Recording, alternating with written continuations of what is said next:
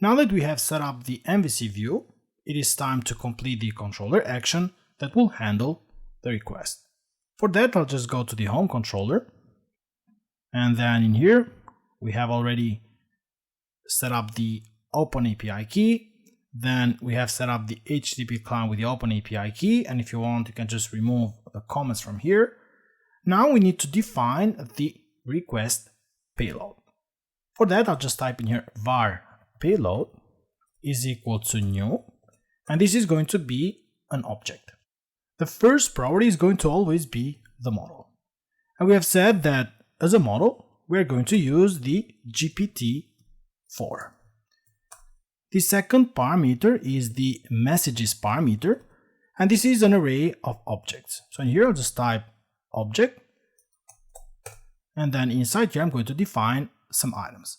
Now the messages must be an array of message objects where each object has a role, which can be either system, user, or assistant, and content. Let us define the first role, which is going to be the system role, and the role system is used to define how you want the responses to be. Like for example, in here you can tell that each response needs to be like you are 15 years old, or you want the response to be like you are a college professor, or whatever you want needs to be defined in here, which then serves as an instruction for the system. Our instruction is going to be to translate to a certain language, and that is what we're going to define in here. So for example, role is going to be the system. This is an instruction for the system. The content is going to be, just use $sign in here, translate the text to, and then just define the language in here, or I'll just remove this extra text and then keep translate to. We want to translate to the selected language. The second parameter is going to be basically what the user will define. So role is equal to, now this is for user, or just user defined content, and the content is going to be the query. So the way the OpenAPI is going to read this payload or these messages is going to be get the value of the query and translate it to the selected language. The next parameter is going to be the temperature parameter. The temperature parameter will control the randomness in the output. Lower values will lead to more consistent and focused results, while higher values bring more creativity.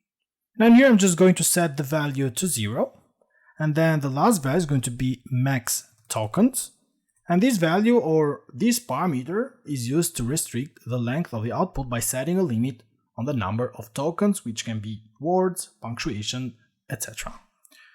This parameter will help how long or short the generated text will be depending on your requirements. And I'm going to set this value to be to 56. In here, let us also change the temperature to be equal. So we have equal 0, max tokens to 56. And this is all I'll do on the payload. Now what I'll do in here is that I'll first convert this payload to a JSON payload. So for that, I'll just type in here string JSON payload is equal to JSON convert, and then dot serialize object, and pass as a parameter the payload. Let me just check what the error is in here. What I'll do is that I'll install the newtonsoft.json, and then I'll install the latest one. So now that the error is gone, what I'll do next is that I'll convert this JSON payload to HTTP content. So for that, HTTP content, and then content, or maybe HTTP content, because it needs to be in this format for us to be able to send it as part of a post request using the HTTP client. New string content, pass as a parameter the JSON payload, first parameter. The second parameter, the encoding. The encoding is going to be encoding. Let's import the namespace. That is system.text. And then tf8 and then application/JSON. Next, we need to send the request, and then we are going to get a response. So for that, I'll just type HTTP response message, or just var response message is equal to, now we are going to use the HTTP client. So for that, I'll just type in here await and then HTTP client. In the HTTP client, we're going to use the post async method, where the first parameter is going to be the request URI of the OpenAI, and that is going to be https and then api.openai.com, then v1, we want to use chat, and then completions. And then as a parameter, we're going to pass the HTTP content.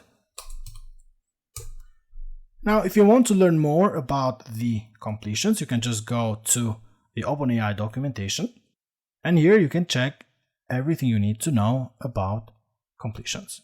Like stuff like, for example, the max tokens, the temperature, what temperature is all about, the top P, stream, and all these other parameters that we didn't talk about because that is not the focus of this course and it needs a lot of time to explain all these parameters.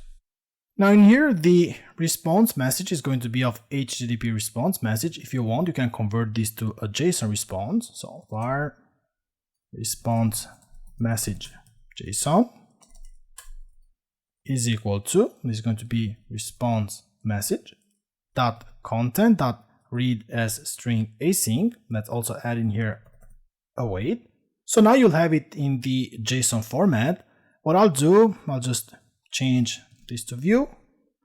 Then I'm just going to leave the breakpoint in here. I'll save all the changes and run the app. In here now, I'll just type a text. Let's say this is just a sentence, or this is a sentence.